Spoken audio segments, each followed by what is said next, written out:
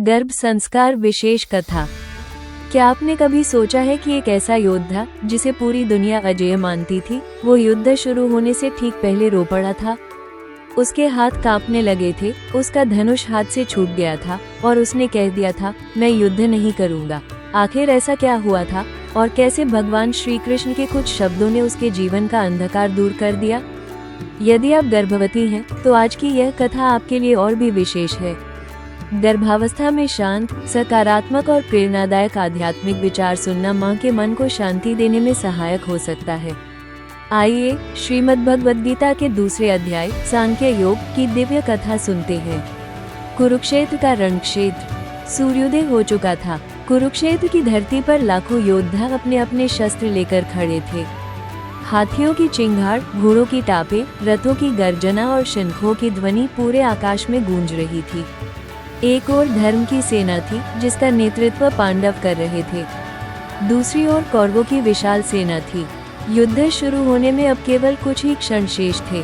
उसी समय अर्जुन ने अपने सारथी भगवान श्री कृष्ण से कहा, हे माधव, कृपया मेरा रथ दोनों सेनाओं के बीच में ले चलिए। मैं देखना चाहता हूँ कि मुझे किन लोगों के विरुद्ध युद्ध करना है। भगवान श्री कृष्ण मुस्कुराए और रथ को दोनों सेनाओं के बीच ले जाकर खड़ा कर दिया। अर्जुन का हृदय टूट जाता है। अर्जुन ने सामने देखा। सबसे पहले उनकी नजर भीष्म पितामह पर पड़ी, फिर गुरु द्रोणाचार्य दिखाई दिए। इसके बाद चाचा, मामा, भाई, मित्र, रिश्तेदार और अपने ही कुल के लोग दिखाई देने लगे। ये देखकर अर्जुन का हृदय कांप उठा। उनके हाथ थरथराने लगे, मुख सूख गया, शरीर से पसीना बहने लगा, आंखों से आंसू निकल आए। उनके हाथ से गांडीव धनुष छूटकर नीचे गिर गया। अर्जुन अत्यंत दुखी होकर बोले, हे कृष्ण, मैं अपने ही परिवार के लोगों को कैसे मार सकता हूँ? जिन गुरुओं ने मुझे धनुर्विद्या सिखाई, जिन बड़ों ने मुझे स्नेह दिया, आज उन्हीं पर बाण चलाऊं? यदि मुझे तीनों लोकों का राज्य भी मिल जाए, तब भी मैं ऐसा पाप नहीं करूँगा। इससे तो अच्छा है कि मैं भिक्षा मांगकर जीवन बिताऊं। इतना कहकर अर्जुन रथ के पिछले भाग में बैठ गए।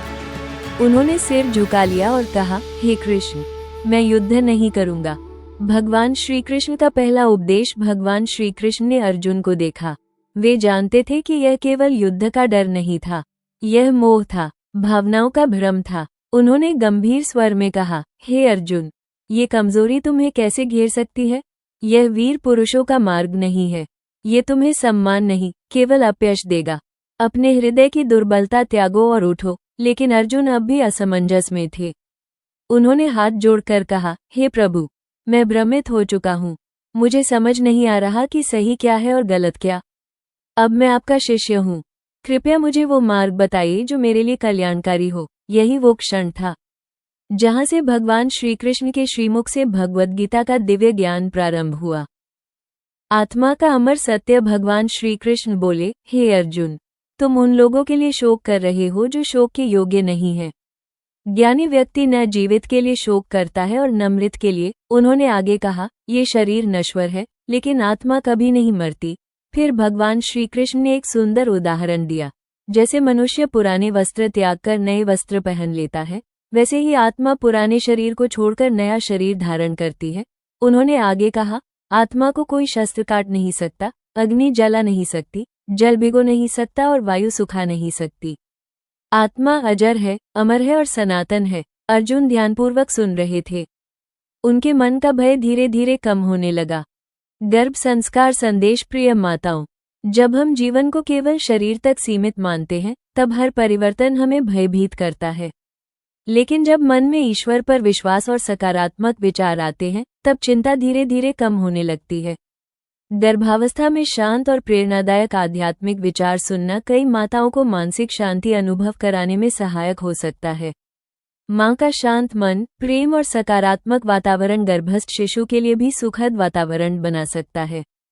कर्तव्य का महत्व। भगवान श्री कृष्ण ने अर्जुन से कहा, हे पार्थ, तुम एक क्षत्रिय हो। धर्म की रक्षा करना तुम्हारा कर्तव्य है।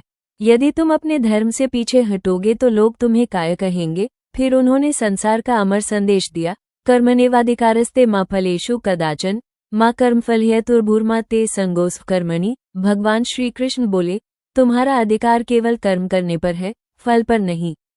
इसलिए अपना कर्तव्य पूरी निष्ठा से करो, लेकिन परिणाम की चिंता मत करो। सफलता और असफलता दोनों में मन को समान रखो। गर्भवती माताओं के लिए संदेश है माताओं, इस श्लोक का अर्थ आपके जीवन में भी उतना ही महत्वपूर्ण है। आपका कर्तव्य है अपने स्वास्थ्य का ध्यान रखना, समय पर पौष्टिक भोजन करना, डॉक्टर की सलाह का पालन करना, मन को सकारात्मक रखना, भगवान का स्मरण करना और अपने गर्भस्थ शिशु को प्रेम देना। भविष्य की अनावश्यक चिंता करने के बजाय आज का कर्तव्य पूरी श्रद्धा से निभाइए।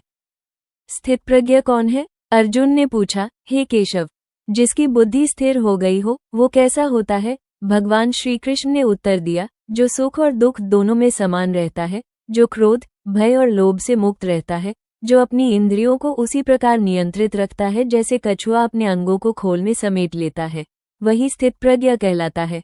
उन्होंने आगे कहा, जिसका मन स्थिर है वही सच्ची शांति प्राप्त करता है। अर्जुन का परिवर्तन भगवान श्री कृष्ण के प्रत्येक शब्द अर्जुन के हृदय में उतरते गए।